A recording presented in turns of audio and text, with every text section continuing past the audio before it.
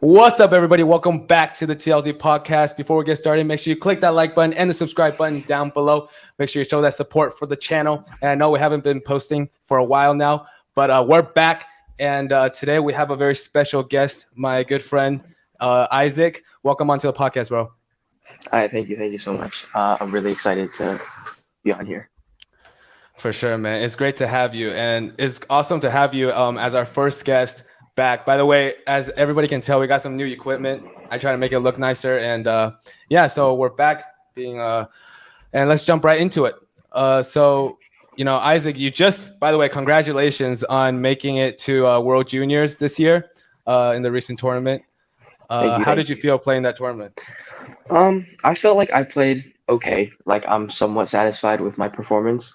I mean, I obviously could have done a lot better, but I think I qualified for all three events, so I guess satisfied enough. I could have definitely beaten a lot of the opponents that I lost to, but yeah, just some unfortunate circumstances. But yeah, overall pretty satisfied. Definitely. That's what I saw too. You know, when I looked at the draws and some of the matches, like I feel like you definitely could have done a little better, right? And performed a little better. But what do you think coming back from that tournament? Like, what can you like work on a little more? I feel like right now, I came off like a string of pretty, I guess, successful tournaments, like adult nationals, and then I triple crowned a recent junior tournament, and then I played Pan Am Cup, and then I feel like after playing those tournaments, my ego kind of inflated a little bit, and then it kind of like, you know, influenced my mental when it came to like playing these junior tournaments again. So I feel like this tournament was like a really good reality check because it like I guess it reminded me to like I guess stay humble, you know. Right. And it's funny that you brought that up. I was going to ask you about the nationals right after this because I saw it this morning. Actually, I was just doing some last minute research on your past achievements, and I saw that you won adult nationals.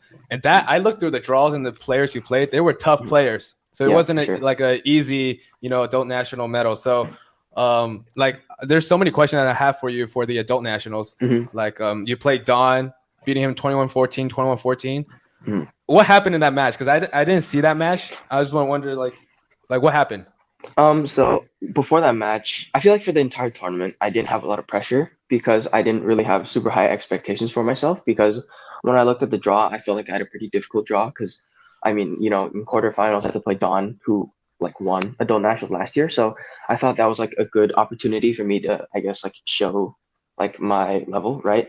And then when I went onto the court, I played pretty well because I didn't have any pressure, and I feel like he was having kind of like an off day that day, and then like when you watched the recording, right, he was like slipping a lot, and yeah, I don't think he was playing his best, but I definitely feel like I played pretty well. Definitely. And to him, you're like a kind of like an underdog as well. I mean, to everybody, really, you were the underdog. He's a lot much older than you because he's the same age as me, right? And that's why when I saw the score, because I know Don and I play him so many times.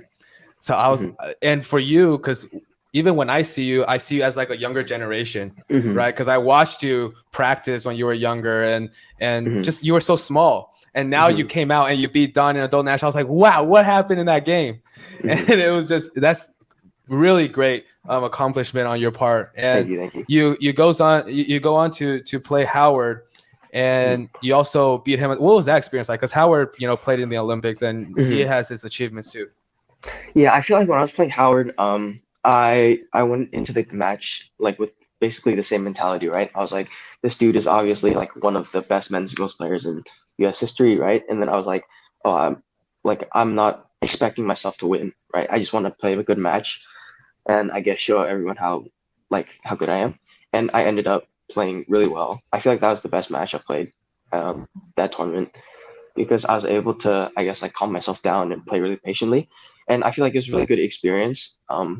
Like just playing against these like world class players, I got to learn a lot about, I guess how they play.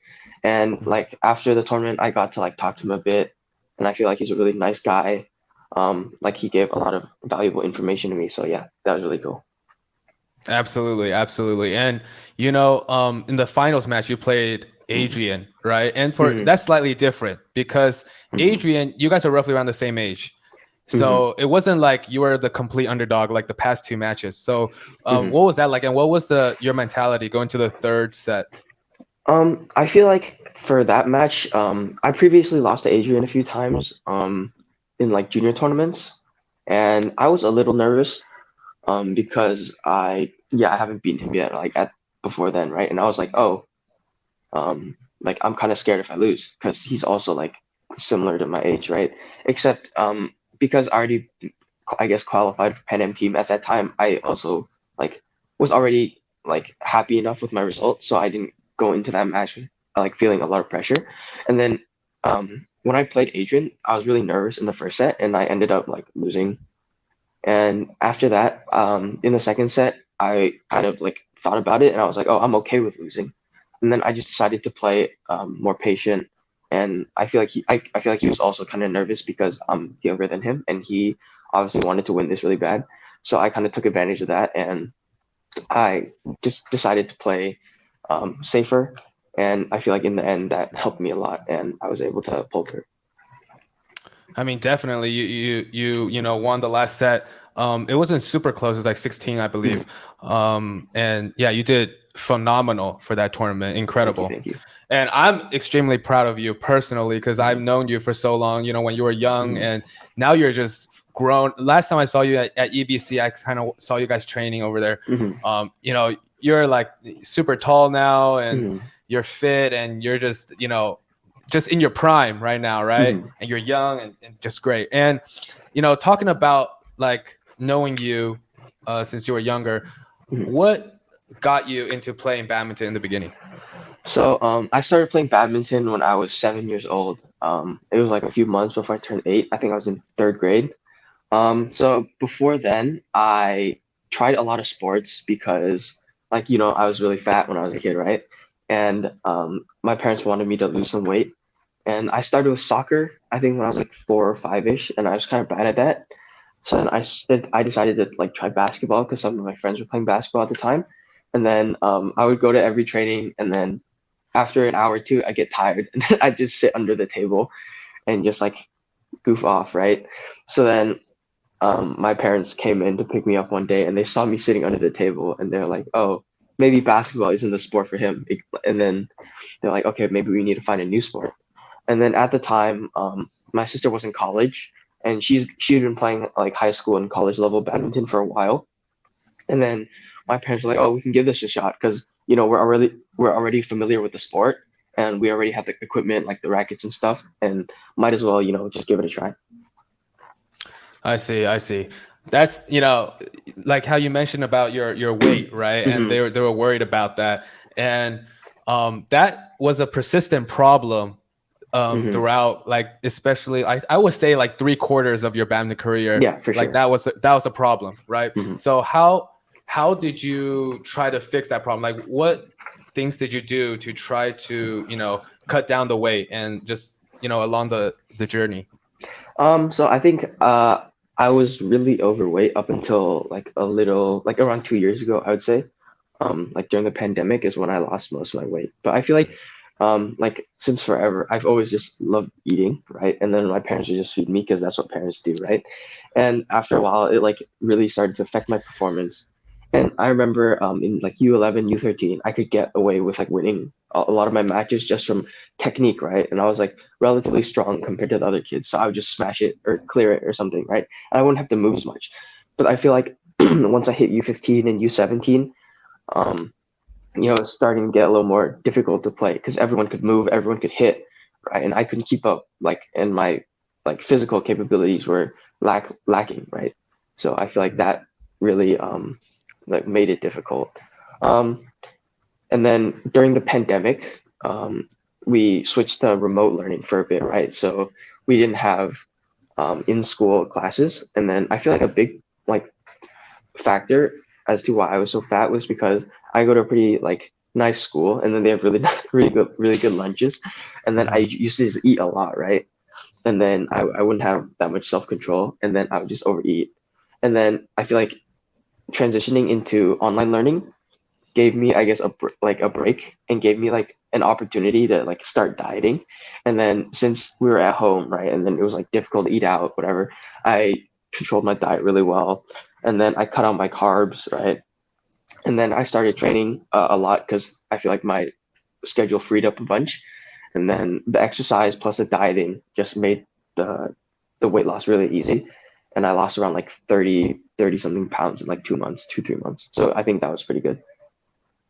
I see. And was it also during that time where because I feel like one thing is like you cut weight, right? Where you Yeah, I also exercise, but started growing. also you grew, right? That's what I Yeah. was gonna say. Like I feel like that was a big factor in your Yeah. weight loss too, right? So I would say I was around 5'7", 5'8", in height, right? And I was around 180 something pounds at one point. And then after like throughout the pandemic, I grew to around like 5'11", and I cut down to like 150. So I lost weight while gaining like a bunch of like height, right? So I feel like that also really helped, and it like I guess slimmed me out. But yeah. Yeah, that's what I was thinking too. Because I kind of relate to you on this, Mhm, and as you know too, because I was overweight when I was young, mhm, and I struggle. Like sometimes it's like the kind of weight where no matter how much you exercise, because I know you did so much exercise, yeah. without before the pandemic, you were exercising a lot, Mhm, doing all sorts of cardio and whatever, and it was still hard for you to just cut that weight. mhm, And for me, it was the same thing where when I grew, it was almost like you stretched and like all the mhm. weight kind of came off, Yeah. right? And yeah, so I can really relate with you on that part. But I feel like as for me, and I'm sure you felt this too, but I always felt kind of stressed about the weight issue that I couldn't solve. Mhm. So what like advice would you give to younger players coming up who maybe are overweight and they just can't cut the weight off, and their parents are stressing about it, they're stressing about it? What should they do? I would say the most important thing is to control food portions. I feel like because the exercising part, that's good, but sometimes, like you said, you can't exercise the weight off no matter how much cardio you put in, right? And I feel like that's really frustrating, and it kind of hurts your mental because it kind of feels hopeless, right? Because when you're trying to lose weight and you're putting all this effort, um, I feel like a lot of people are putting it into the wrong place because they're trying to like lose weight through exercise while they're not like trying to tackle like the main issue, which I think is food. Because while like food might like the food you consume might not be like unhealthy, like the portions are really important, and it's really important to maintain like your calorie intake. Yeah, I totally agree. And when you mention food, like Hmm. we come from Asian families, right? And Hmm. one thing about Asian families is they want you to eat a lot. Yeah, for sure. And because they're like, you need to grow, you need the nutrients, and they're like, Hmm. eat more meat, eat more rice, Hmm. eat Yeah. everything, and that I think plays a big role, because when Hmm. you tell like a 13-year-old kid to go on a diet to an Hmm. Asian family, they're like, Hmm. no, he doesn't need a diet, he needs to grow. Yeah, You know what because I mean? my parents in the beginning they're really against it because they're like, oh, you need to eat, right? I was like, oh, I need to cut out my carbs. Like I'm gonna stop eating rice, stop eating noodles, like those kinds of things, right? And my parents are really concerned because they're like, oh, this is like really sudden. But I feel like after a while, they got used to it, and then they were like really supportive of my diet. But yeah, I feel like convincing the Asian parents is like a really important like step in losing weight. Yeah, definitely, especially for younger people. Hmm. Great. I want to go back a little bit where you Uh-huh. mentioned how, you go to a really pretty good school. And Hmm. a part of that reason is because, your family's pretty well off, right, Hmm. compared to Yeah. other families. So you get to go to a private school and you get to have certain things that other people may not have the privilege of having, Hmm. right? And that is, most of that, is because your parents are high performance people and Hmm. very successful because of that. Hmm. And I was wondering, what do you think are some of the positive and some of the negatives of having such high performance people in your family? I feel like it's definitely an advantage when it comes to like a bunch of stuff. But I guess I'll talk about badminton for now. I feel like when I started, there were a lot of like people that were better than me in my age group, right? And then having a lot of these resources allocated to badminton for me helped me catch up to them really fast, right? Because I started at Synergy Badminton Academy in I think Menlo Park in 2013, right? And then at that time, I only took private lessons, or mainly took private lessons with Coach Howard Bach, right? who was at that time like, he just came back from the Olympics. He won a world championship, so he was considered one of the more high profile coaches in the U.S. And then like from the start, I was able to take like 3-4 private lessons a week with him, and I feel like not many people would have been able to have like the same starting experience as me. And I feel like this really like kickstarted my improvement in badminton, right? And it also like helped me like enjoy the sport more, because I feel like Coach Howard was a really good first coach, and he made me enjoy the sport a lot. But I feel like having these resources, it's an advantage, but you need to know how to use them. Because at the time I was like really fat, and I was like also like very lazy, and because I would waste a lot of time during training, my parents would just have to spend extra time and money to, I guess, make up for the time that I wasted. So if another kid had to take a 1 hour private lesson and got X amount of like, I guess, progress, right? I would have to take 1.5 hours to get the same amount of progress, because during the private lessons, I'd waste so much time like drinking water or using the restroom or something like that, right? And I feel like if I didn't have these resources, I definitely would not be where I am today, because I didn't think I like used these resources very efficiently when I first started. And I guess having this advantage over the other kids helped me catch up to them really quickly. But I feel like one downside to it is that the more resources you like get put into you, like the more your parents invest, the more pressure gets put on you, because you also feel like some subconscious pressure, like, oh, my parents are putting so much time and money into me, and if I don't succeed at this, it's going to be like a really like big waste, and then you're going to feel disappointed, right? And you don't want to let your parents down. So I feel like that's one of the like negative I guess effects, because you always have a lot of like pressure on yourself to succeed. But it's also a good thing because it motivates you to train harder, right? So yeah. Definitely. I was like listening to you talk. This is why I love you so much, right? Mm-hmm. Because I feel like I can relate to you so like just in every aspect, because when you first came to Z, like immediately I could relate to you, from whether your issues with your weight or your like the expectations that you get from your family, right? And the amount of resources you get at least for the badminton part, I can definitely relate, because for me, I also had an abundance of resources for badminton. And because of that, I slacked off. I was lazy, especially when I was younger, right? So it's literally the same. Like it was like mirror picture of you. And yeah, I was just like exactly like you, just being lazy. And it also made me realize, when somebody has an abundance of resources, sometimes that's like a bad thing.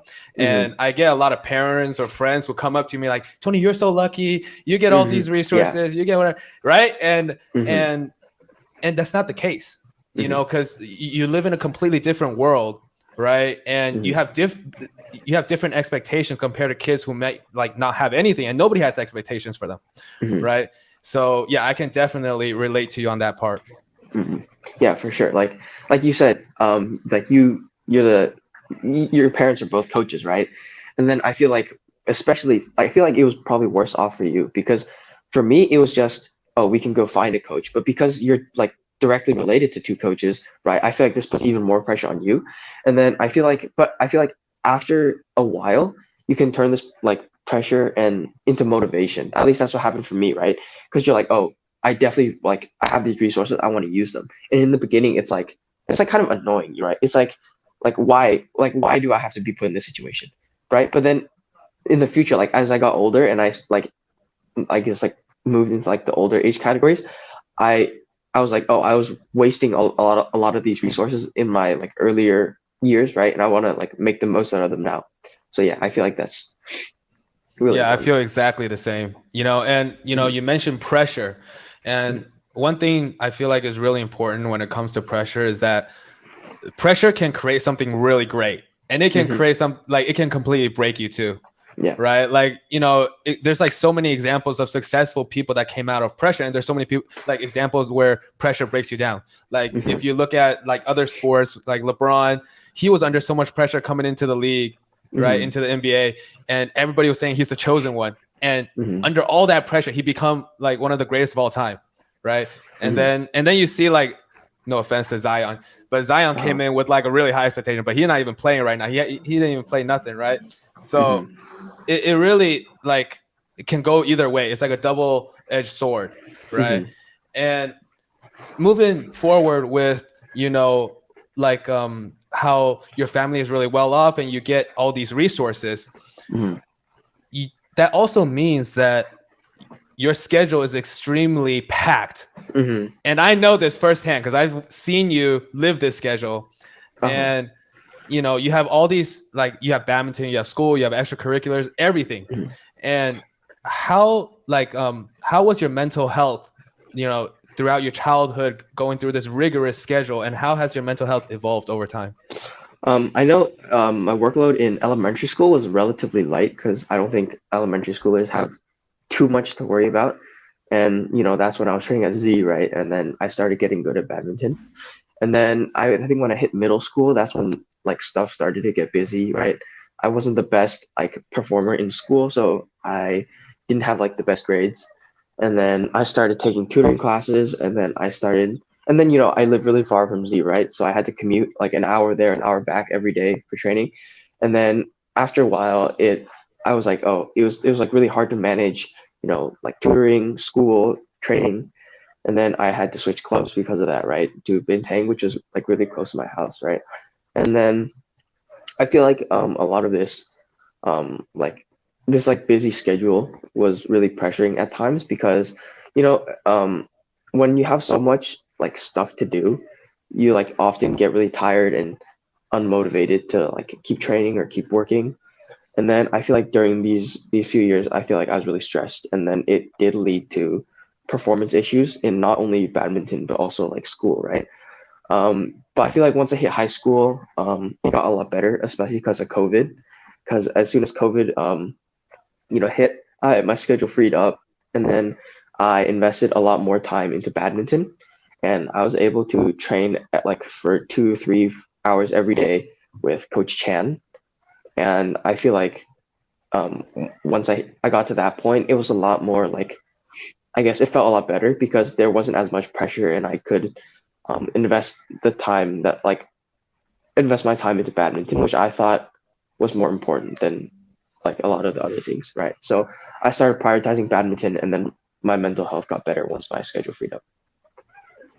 I see. Yeah. I mean, I just want to say this. Mhm. Like, Isaac is one of the most hardworking kids I know. Like, not just in badminton, just everything combined, because he's so busy and he manages to, try to get everything done, to the best of his ability. So definitely condemn Thank you, you thank you. on that because I see it. And, um, you know, I also want to talk about like we talked about how your parents are involved, in the Mhm, badminton aspect of your career, right? mhm, Especially your dad is very passionate about mhm, badminton. And yeah, I've talked to him. We have many conversations about it and how he wants you to help you and all those things. But like I've been in that community so long, and I've seen so mhm, many parents and so many different ways of how parents try to help.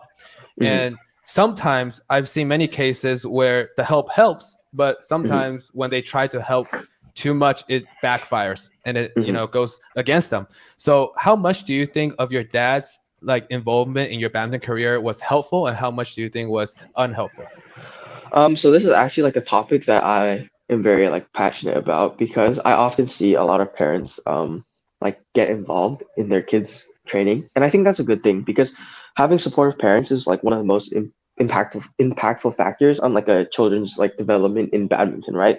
Like because having parents that are willing to fund your training and like spend time with you to go to tournaments and go to training, like that's a huge difference. Like that makes a huge difference, right? And then they spend time thinking about the sport, they help you strategize, they help you plan everything out, right? And having someone to help you with this, especially at a young age, is super beneficial because having like a figure to help guide you along with your coaches is definitely like super helpful. But the thing is, um, it's like when you're trying to improve in badminton, you're still like your main mentor is still your coach, and I feel like a good parent is supposed to help the coach but not get in the way of the coach. And I feel like a lot of the times a lot of the parents are overly enthusiastic to the point where they try to take the training into their own hands and they try to get over involved, and it ends up they end up clashing with the coach over ideas or training, and I feel like that can really hinder a kid's performance and development. Because if a coach is trying to teach you one thing and a parent is trying to teach you another thing, it often gets the child confused, and then it leads to like issues with the club, with the coaches, and you have to switch. And like adjusting to a new club is often like really time consuming, right? So I feel like that is super important, is to have supportive parents, but to do it in a way where it like helps the coach, and like the parent works together with the coach, and they have an open mind as to what the kid and the coach wants to do. Because like if the parent, they have like a really closed mind and they're like, oh, I want to do this and I have this goal for my kid, and then they disregard a bunch of the ideas that the kids have, or like the coach has, it often like definitely like gets in the way of improvement. I completely agree with everything you just said, because I can see it from like a coach's point of view, because everybody in my family is a coach, and parents being supportive of their children is very important, right? Like for your mom or dad to bring you to class every day, or take you to tournaments, buy the plane ticket, get the hotel, get everything set up, buy you food in the middle of matches, all those things, amazing. And but then there are some parents who go overboard and they start analyzing the game and start telling the coaches how to coach. And exactly. I feel like that's when it backfires. I've seen parents sit in the coaching seat, and the coach knows he can't say anything anyway, so he just sits back and then lets the parent coach. And I think what parents need to remember is that the coach is a coach for a reason. And exactly, they played professional, and we of course, like fans, they understand the game as well. They know the rules and they know how to play, but the coach has more professional experience. And that's when you should let the coach do what he's made to do, right? No matter how much studying you've done, they've lived it, right? And you can suggest ideas, but I think in the end, it's very important to respect the coach's position and let them have that freedom to help your child, right? And be successful, right? And go ahead Isaac. Oh yeah, I was going to say my dad, he is really invested, right? And I feel like in the beginning, at one point he was kind of like overly enthusiastic about the sport, and he would have like his own idea of what to do, right? And it would sometimes get into we'd sometimes get into conflicts with coaches over like, oh, this coach wants to work on this, but my dad thinks this is more important, right? But I feel like over time, he, I guess, became more open-minded, and he was more willing to work with coaches. So I really appreciated that. And I feel like that really helped, because he definitely still gave me some really good input that was really valuable to me. And like that, I still ask him for advice like a lot nowadays, right? But I feel like him being open-minded and being able to work with more coaches, that helped me a lot. Yeah, I definitely applaud your dad for that, because I saw that change too throughout you guys' stay in Z, and he definitely became more open-minded and accepted more feedback and helped you in that way, actually. And talking about your family's involvement in badminton, I'm sure they also helped you make like most of the decisions as well in your badminton career, whether it's like moving from club to club, or changing your training, adjusting your mindset, whatever, etc. Right? So many things. Looking back on all the decisions you've made, what would you change and what would you do again? So I feel like knowing what training methods like are best for you, and knowing like what you're good at is really important to like improvement, right? And then I feel like having good coaches that like support you along the way is also super important. But I feel like for me, I don't think I would have changed a bunch. I wouldn't change a lot of stuff about what I did in the past, because I moved around between a lot of clubs, right? And at least in the Bay Area, every coach is at least they're like all pretty good coaches, right? And they all have their own, like strengths, right? And then they can all have their different, like perspectives, and they can offer different types of advice.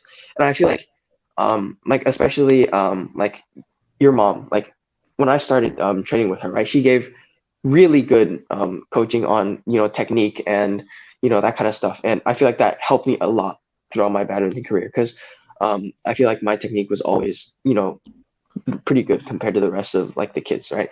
And then I feel like having input from a lot of different coaches definitely helps because once you have like a bunch of these perspectives from a bunch of like professionals or like ex-professionals, right? You can start to form different ideas for yourself, right? Like I went to Bintang where I trained with Coach Hovey and then he emphasized a lot of mental and physical strength, right? And I feel like that's also really important, right? And then you have different coaches who emphasize different things. And once you train with like all of these coaches, you start to develop your own ideas and you know what you want to do, right?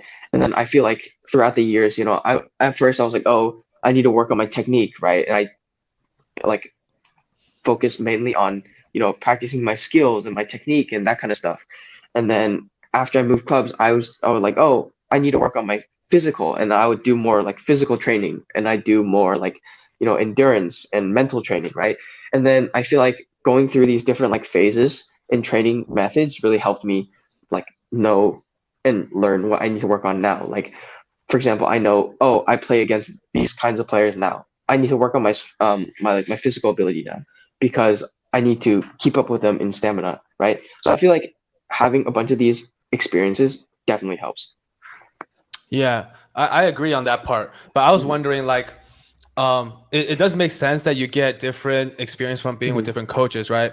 But at the same time, would you agree that, like, at one point, you need to be in a place where you're working on the same thing over and over again? And Yeah. how do you find that place?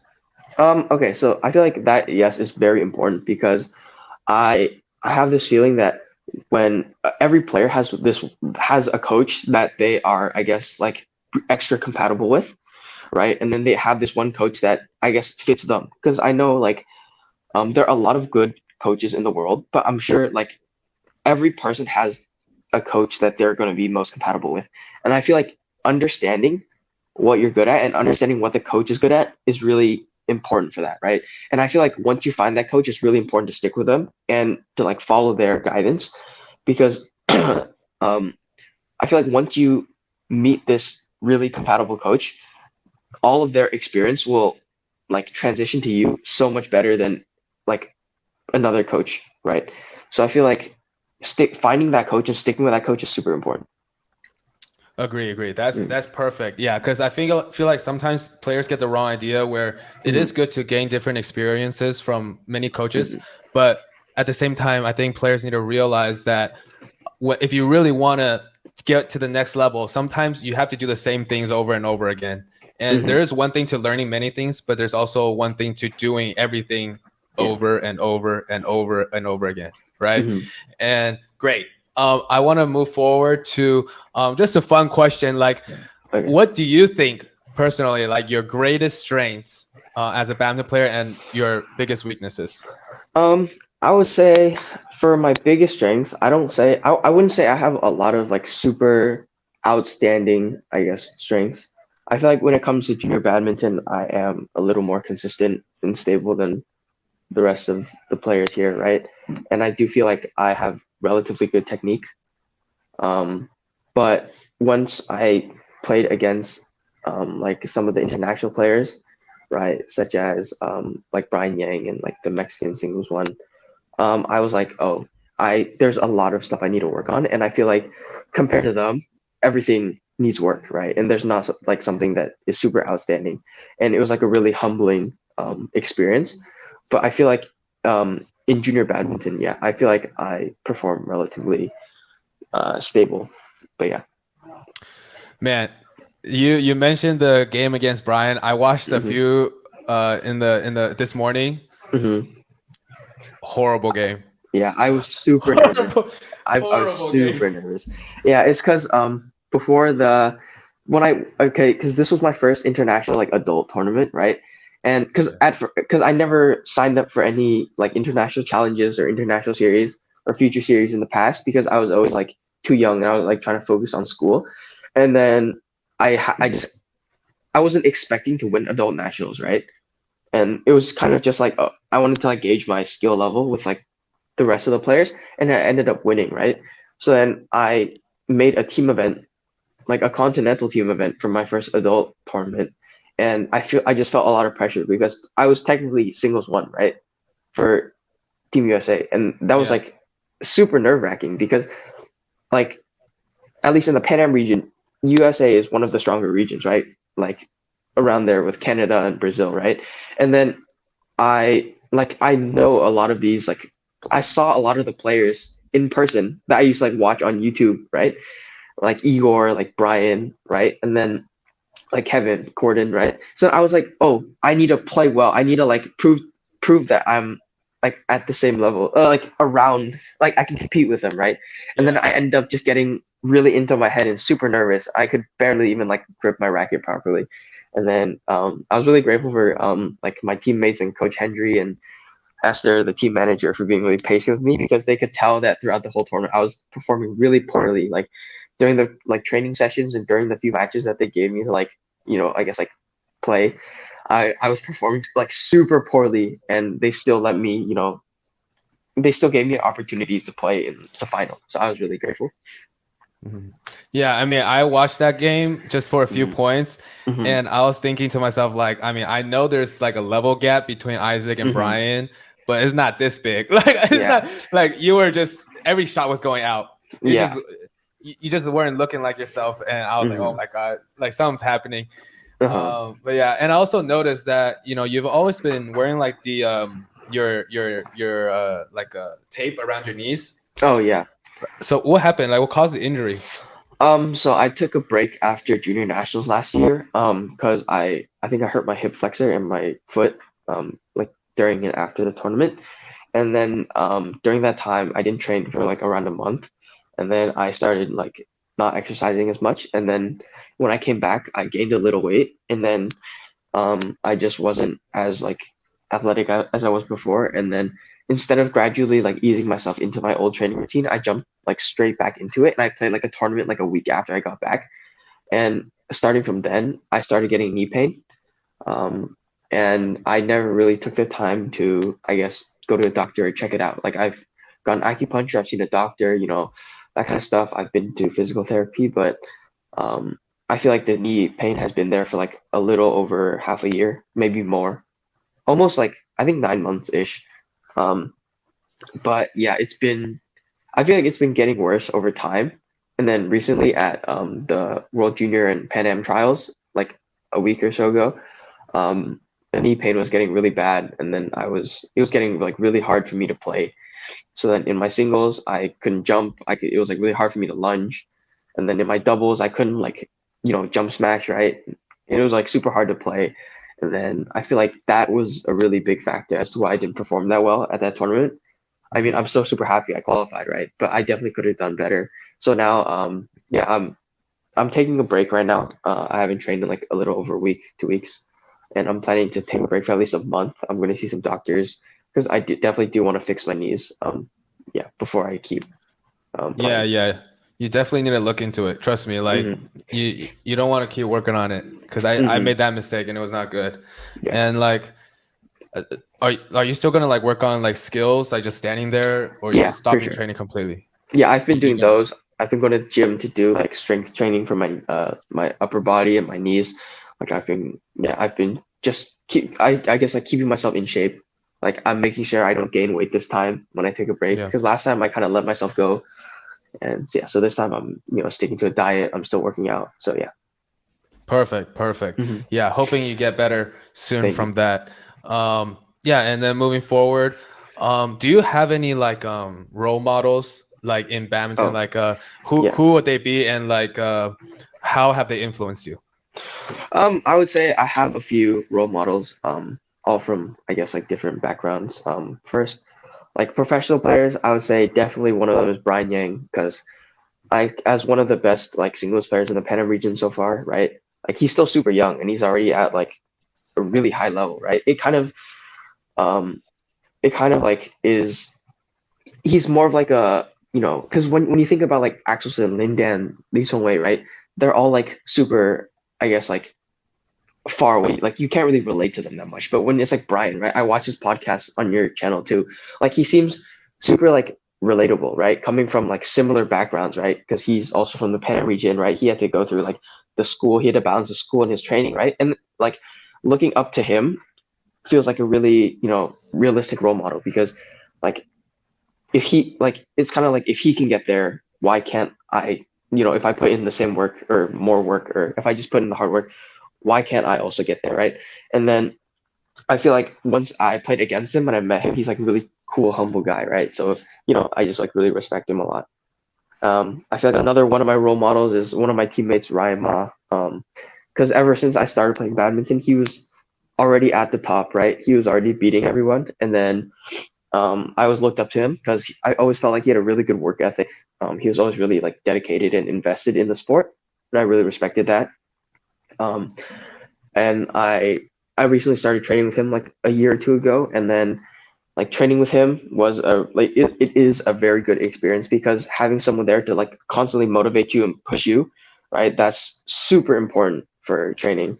And like I I'm really grateful for him, like having him there as a competitor, as a teammate, as a friend. I really wish him like best of luck in the future, whether it's in badminton or school. Like I really hope he does well, and I think he will. I would say like I guess my last role model would be Coach Howard Bach, my first coach, because at the time he was the one who really got me into the sport and like got me to like it. And he was also one of like the pioneers of American badminton, like him winning the World Championships in 2005 with Tony Gunawan. Like that is probably the best result anyone has ever gotten for this country in this sport, right? And him also reaching quarterfinals in the Olympics, that's also really impressive. But I feel like he's also like a super humble and dedicated, coach and athlete to the sport, right? And I feel like his achievements, both in coaching and as an athlete, are like have like benefited USA Badminton a lot as a whole.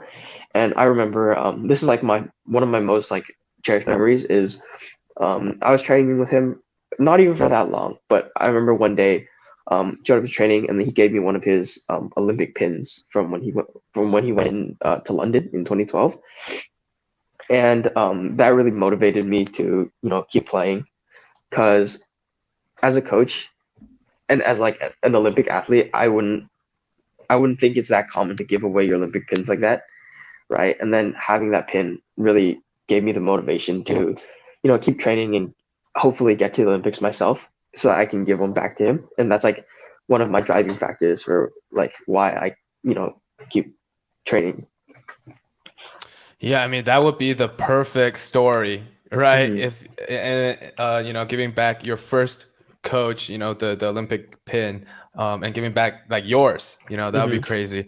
And you mentioned Brian and Ryan as well. Brian, Mm-hmm. definitely relatable, like you said, because I think he's the first Pan Am like person in the Pan Am region, like you said, that actually created some noise in Mm-hmm. international, places.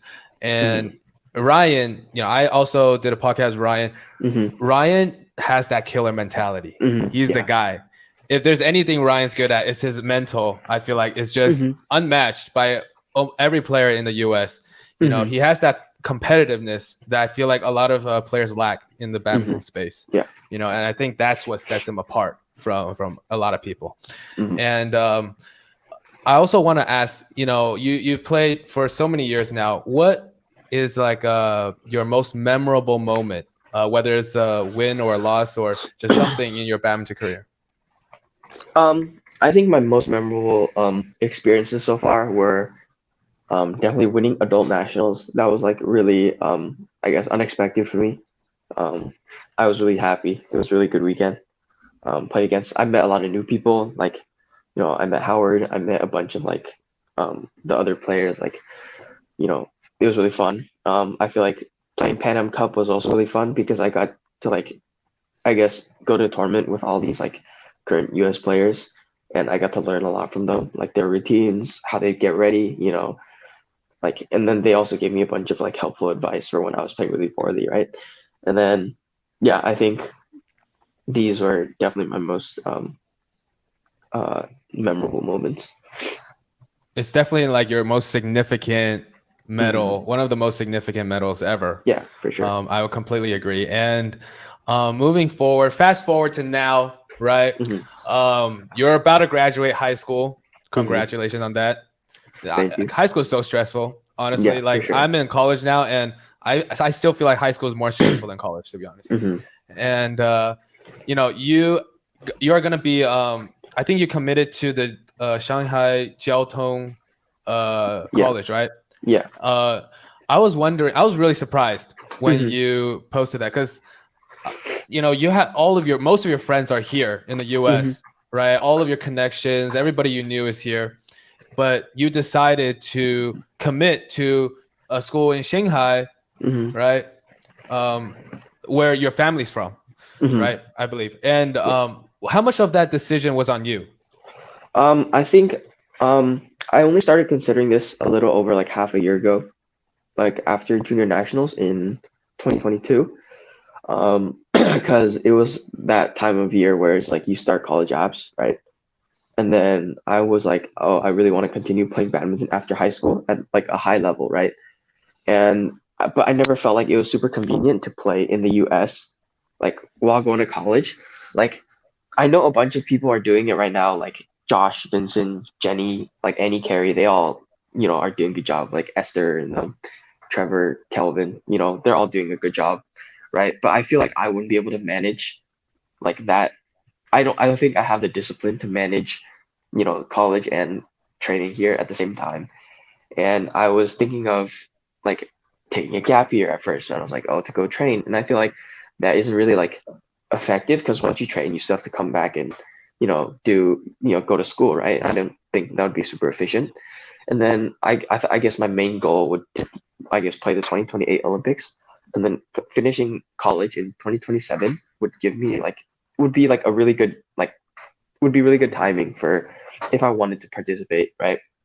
And then I was like, okay, where could I go abroad to go to school? And I was like, oh, Shanghai, because I have family there. I've trained with the Shanghai team before, like twice, so I do know the coaches there, and there's a school team that I could train with, and they're all really good. So it was kind of like a no-brainer to me at that point. Like my parents suggested it, and I basically almost immediately agreed. Um, but I yeah, I feel see. like I see. this solves like at least an issue for me where it makes training and going to school so much easier especially because the quality of training there is also like really high. Yeah, that makes sense now. Because when I first saw the news, I was like, Shanghai. I mean, I understand you have Yeah. family there, but like you're just leaving everybody behind. Mhm. And that's I feel like I'm sure your parents probably told you this too, but like that's part of being successful is you gotta leave people behind sometimes, and you gotta chase your dreams and do what you want to do, right? And I applaud you for that because that takes courage, Thank man. you. And also, I forgot to say this, but congratulations on getting to the college because that's a hard college to get into. Thank you. Like everybody's so fixated on like U.S. colleges because most people just only know U.S. colleges, but like there's some great colleges out, in China and other countries and whatever, and that's a really tough college to get into. So Thank congrats you. on that, man. And I was wondering, is graduating college an important thing for your like family? Because like most people graduate like go to college to get a job, but for you it's slightly different considering your family situation. So how important is it to graduate, like to go to college? Yeah, well, it's basically mandatory for me, I think, because I don't think I want to continue like running the business that my parents run. I don't think that's something I would want to do, and I don't think um, they don't think it's like very like I don't think it's a very like compatible job, right? And then I definitely do want to graduate college, and I do want to like play professionally for a bit because that is like my dream, right? It's like you want to play the sport at a professional level, but I do want to eventually come back and like get a job in the US because I'm planning on doing maybe graduate school or getting like another degree in once I come back, right? But I'm mainly going there so I can get an a bachelor's degree while training. But like, I yeah, see. my main goal is to come back after go to I school see. again. So, building on that, like what major are you looking to study, and what career path do you want to go down? Yeah, so right now, like I think you could probably tell, I'm gonna do business and economics there, um, Hey, me too. because yeah, I do the same. I feel like I mean, it's like a very like versatile major, right? You could go into a bunch of, jobs, right? And then I feel like it's also one of the ones that require less commitment. So that was my one of the main reasons for me like picking the major. I don't really have like a career path in mind because right now I'm still more focused on, I guess, the badminton aspect of it because I definitely want to focus on improving in badminton first and potentially maybe like playing professional and hopefully, making it to 2028 Olympics. That's my like dream, right? But after that, I feel like it's still, in the air. Like I don't really necessarily know what I want to do in the future, but I'm sure there are, I'll find something I want to do when the time comes. That makes sense. And this is a question that I've been wondering Mhm, for a while now. Um, there's more and more players from the US who wants to mhm, play the Olympics, chase mhm. that dream, and it's easy to say that, Yeah. right? But badminton has its positives and it has its problems Hmm. in the fact that you cannot live off of badminton, Yeah. right? And that's a Hmm. problem because if you're like an athlete for the NBA, you can live off that, right? Hmm. If you're a tennis player, you can live off that. If you're a golf player, you can live off that, Hmm. right? That there's like that extra or the main incentive really Hmm. to be able to sustain your badminton journey, right? Hmm. Because one thing is passion. One Hmm. thing is you love the sport and you want to play badminton for your entire life, and everybody wants to do things, but Hmm. when you get to a certain age, 25, you got bills to pay coming Hmm. up. How can badminton players sustain their badminton dream if they don't have that incentive from making that income? Um, so the thing is, badminton is like all sports, they're really like profit based, right? It's like how much money they can generate, right? It's like NBA that you get a lot of yearly like income, right? For or like revenue for like ticket sales, whatever. All the players are famous. You can like generate money through the sport. But in the US badminton, no one like really watches badminton, no one really like cares about it as much. So it's like even if you want to be a professional, like no one's really gonna care, right? Because no one's gonna watch. And the only reason why it's profitable is because you're good, right? And then like in Asia, right? People like the badminton athletes are famous. Like if you're in Malaysia, right? Like Lee Chong Wei is super famous, right? Because the sport actually matters there. But I feel like if you want to like sustain a badminton career in the US, something needs to happen where like the sport gets more recognition and like the sport actually grows. Because I know like the main goal of USA Badminton right now is to grow the sport, but unless someone actually like goes out there and gets like results for the country, no one's gonna really care about it. And then I feel like there has to be like this like breakthrough moment where someone like does well in the Olympics, or there's like this one player that can like consistently like I know we have Baywin, right? But I feel like that's also not enough because Baywin her like she's doing great, right?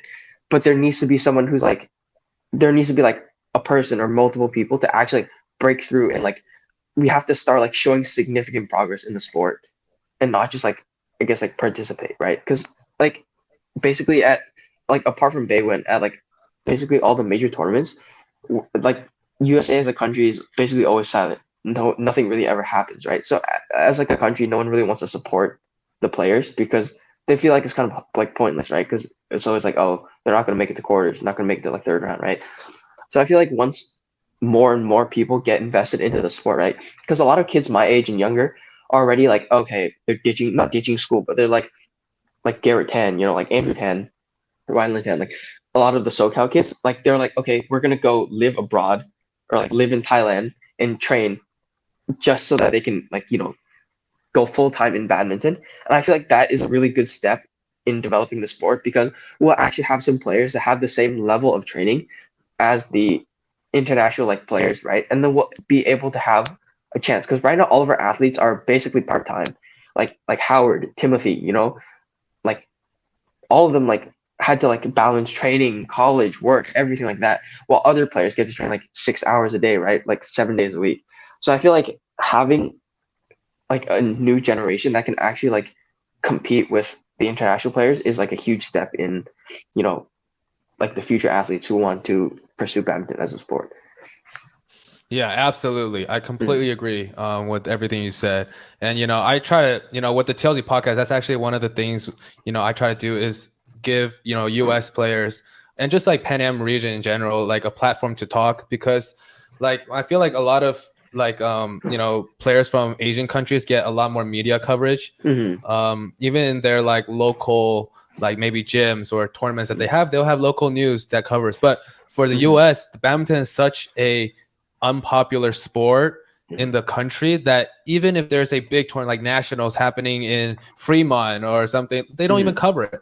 Yeah. Nobody even knows it's happening, even in Fremont, Mhm. which is a Asian, highly populated, Asian Mhm. community. And so, we try to do our part on that. And I definitely agree, taking that step to train Mhm. internationally and the hours of training needs to match, right? It needs to be at least Mhm. close. You can't, Yeah. no matter what kind of train, you can't be training one person training 8 hours a day and you training 2 hours. It's just not gonna it's Yeah. not gonna match, right? Mhm. And yeah, so I completely agree with that. And I think we definitely need that breakthrough as well, like you mentioned. Mhm. Having somebody, come out and lead the badminton into U.S. society and Mhm. everything, Yeah. right? Yeah. Like I So feel like Brian is a really good example of that, at least in Canada badminton, because he's showing that he can make a living off of this sport, right? And then a bunch of other people are like following his footsteps, and Canada badminton is slowly like improving, and you can see that because you know like their team events, like they have strong players that can compete with like the top players in the world, right? Their junior players are like doing well at World Juniors, right? So the thing is like it's really important to have like figureheads, right, that can help the sport grow. And I feel like Brian, like and like Michelle Lee too, like all of them are just really important for like the development of the sport. So we need like because we already have Bei Win, right? But I feel like she is getting near the end of her career. She might retire soon. So we need like new players to actually like step up and like start, you know, getting achievements for the sport to grow. yeah, definitely. I was thinking the same thing though. That's great. Brian, yeah, Mhm, definitely a great mhm, example of the breakthrough. And for the last question, it's a little mhm, apart from badminton. mhm, For I feel like as I get older myself, mhm, I realize how much, like financial wise that I just didn't understand. Like nobody teaches you in school and mhm, stuff like that. But for you, it's actually really interesting because you are brought up by two very successful mhm, business people, right? Your mom and your dad, very, very good business people. And they very financially like intelligent, right? mhm. I was wondering what kind of financial advice have they given you like throughout your life that you think are the most important? I wouldn't say they give me a lot of financial advice, because like I don't think they really need to.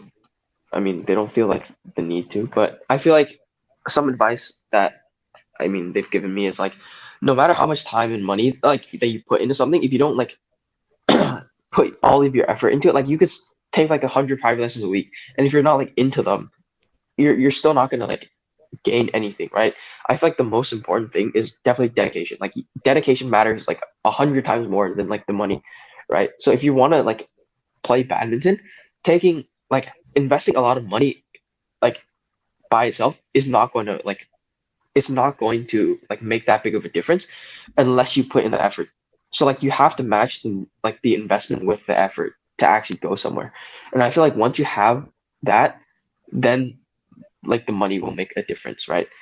Because like it's like for and like you act when you like become invested in badminton or something, a lot of players like, oh, I want to play volleyball, I want to play, soccer or something on the side. Like if you want to actually be good at the sport, you have to like, in my opinion, you have to drop the other things.